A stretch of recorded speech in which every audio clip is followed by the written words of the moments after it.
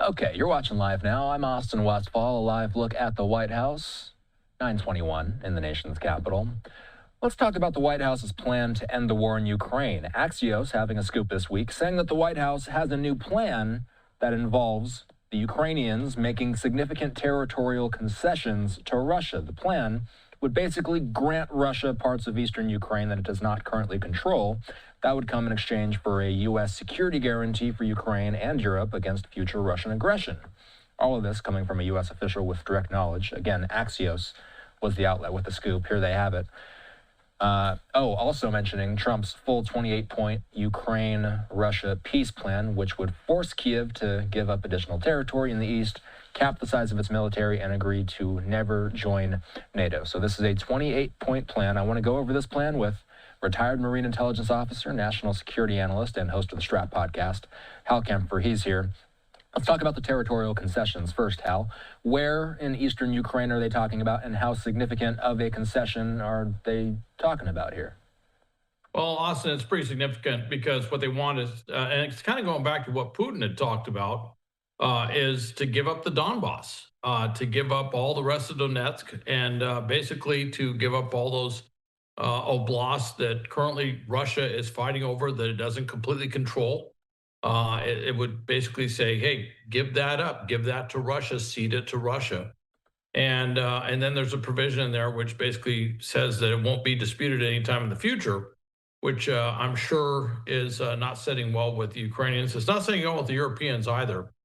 So there's a significant territorial concession there.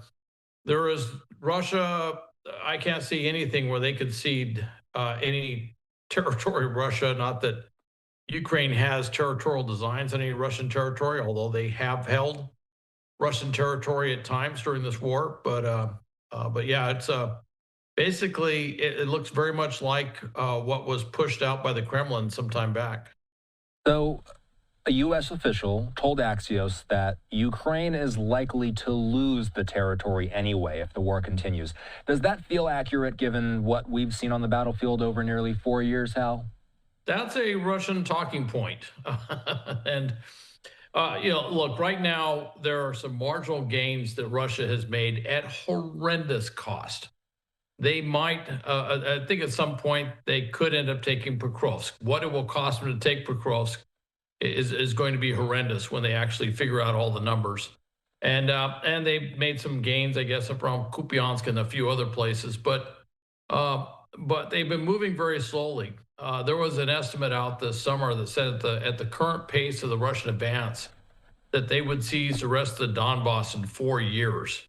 That doesn't sound like an imminent fall, but what's happening is Russia is having a lot of internal problems. Putin is probably getting more and more concerned that he's not going to be able to keep everything together to maintain the war effort and and there's probably going to be threats to the regime itself that start to actually take greater formation.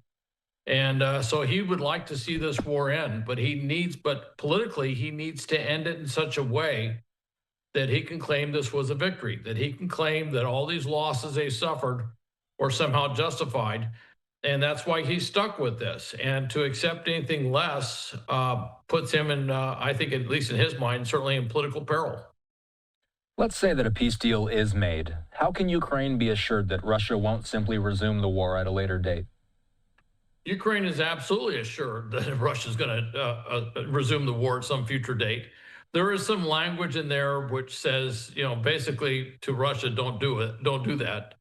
And then there's some language in there which I really kind of scratched my head on, which said, by the way, Ukraine, you're not allowed to invade Russia either. Okay. And all I can think is that language was to say you cannot do anything about that territory that you believe is actually sovereign Ukrainian territory that you have now ceded over to Russia. And that's what that looks like. But the way it's written, it does look kind of strange. And what it says, they absolutely cannot do this. But then for the Russian side, it says, by the way, Russia, if you invade Ukraine, the sanctions will come back on and other things will come back on. And it just, it's interesting the way it's written. I think from the Ukrainian standpoint, though, that they just don't see, they probably, at least right now, they don't see enough there that would dissuade Russia from simply seizing the territory that they have not been able to seize on the battlefield, and then using that territorial advantage, which is significant. There's a big defensive zone which Russia has never been able to overcome in the last 3 years. And even if you want to go back to 2014, there's a defensive zone in Donetsk Oblast, which they've never been able to penetrate. And it has territorial advantage for the Ukrainians from a defensive standpoint. It has advantages from a logistics standpoint. And if they were to move beyond that and take the entire Donetsk Oblast, they would be essentially in a launch position with advantages in terrain, advantages in a number of different things that would allow them to move quickly to try and seize territory, eventually toward a goal of taking Kyiv and then eventually taking all of Ukraine. I know you saw this. Trump's special envoy for Ukraine, Keith Kellogg, told associates that he does plan to leave the administration in January, according to 4 sources who told Reuters this. Hal, is this coincidental timing that this is being announced around the same time as this new proposition? My feeling was when I saw this announced yesterday before the 28-point plan actually came out, was that he wouldn't be leaving if he felt that there was something he could do there to make a big difference. But I think he knew that this was coming out. He knew this was underway. And, he's saying publicly that he signed on for a year and that year ends in January. But I think privately, he's probably, he's been a staunch advocate for Ukraine. He's an outstanding military analyst, national security analyst that's been looking at this thing for quite, since the war began. And I think that he's not seeing this go the way that he thinks it should go. And he's doing what someone in that position often does, which is you just quietly move aside because you realize your voice is certainly not prevailing in the room. I think the question on everybody's mind is how likely are we to actually reach a ceasefire at some point in the near future? Is there any reason to believe that this current proposition will return any different result than what we've seen in the last nearly 4 years? Well, there's a couple of different theories of negotiation. One is you take it and you look at it as it is and say, okay, this is a serious proposition. This is what we're pushing for. All right. The other one is that, you look at where Russia is, there was nothing going on. They couldn't get Putin or Russia to budge on any of this stuff. So you put something like this out there, all right, and that says the Russians, oh, great, here they have something that we could sign on with. And then you let all the forces pushing against it, do what they're going to do, and it gets whittled down.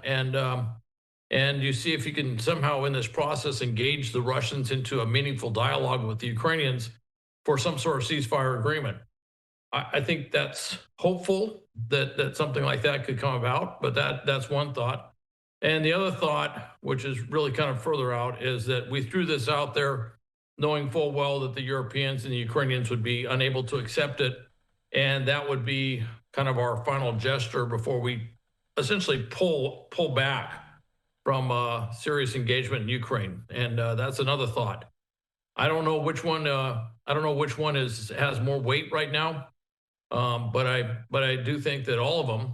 I'm going to be watching to see how things unfold to see if if it's serious or if it's just something that's been thrown out there. We've seen other proposals thrown out in the past, and nothing happened. This might fall into the heap with those. Hal Kempfer is a retired Marine intelligence officer, national security analyst, and the host of the Strat podcast. You can listen to Strat anywhere podcasts are available. Thanks, Hal. All right. Thanks, Austin. You bet. 9:30 in the nation's capital. By the way, we are seeing from Vladimir Zelensky, he posts regularly video updates on his social media channels. He says the American side presented points of a plan to end the war, their vision. I outlined our key principles. We agreed that our teams will work on the points to ensure that it's all genuine.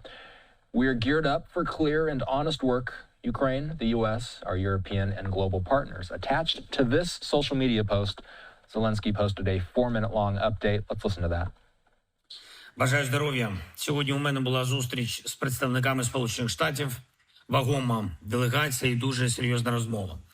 Американська сторона надала свої пропозиції, пункти плану, щоб закінчити війну.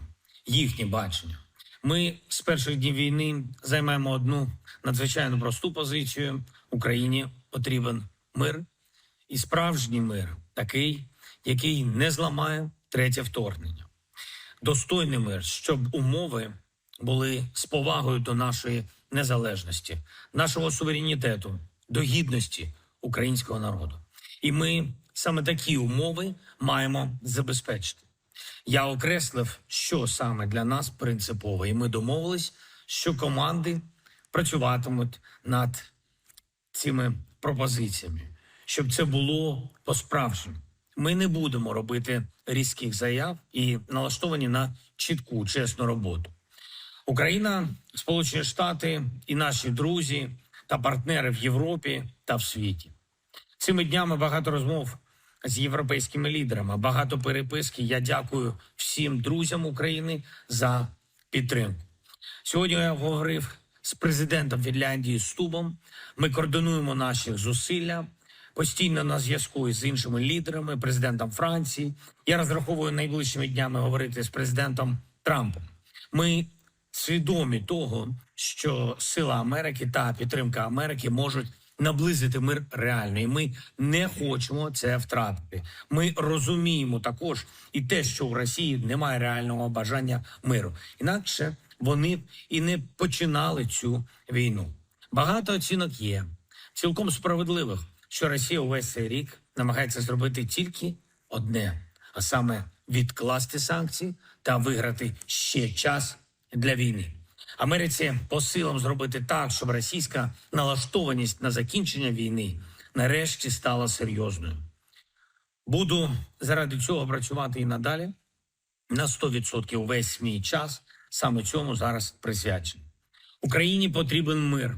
І Україна робитиме все, щоб ніхто в світі не сказав, що начебто це ми зриваємо дипломатію. Це важливо. Так само важливо, і щоб в Україні внутрішня ситуація дозволяла бути нам сильними назовні. Ввечері був на зустрічі з фракцією парламентської більшості. Були різні питання, були й чутливі питання. Але домовленість, вона очевидна, кожен має працювати на Україну. І так буде. Парламент воєнного часу повинен бути дієздатним парламентом. І я дякую кожному, хто допомагає цю дієздатність забезпечувати. І будуть рішення. Будуть, які допоможуть цьому. Завдання номер 1 для всіх – конструктивний дипломатичний процес з Америкою та усіма партнерами. Обов'язкова стабільна підтримка для нашої армії та для всіх наших запланованих оборонних операцій і діпстрайків. Дипломатія та оборона однаково захищають гідність нашої держави, гідність нашого народу. Ще одне. Сьогодні весь день триває пошук людей під завалами будинку в Тернополі, по якому вдарила російська ракета. Загалом цей удар тільки по одному Тернополю забрав життя 27 людей.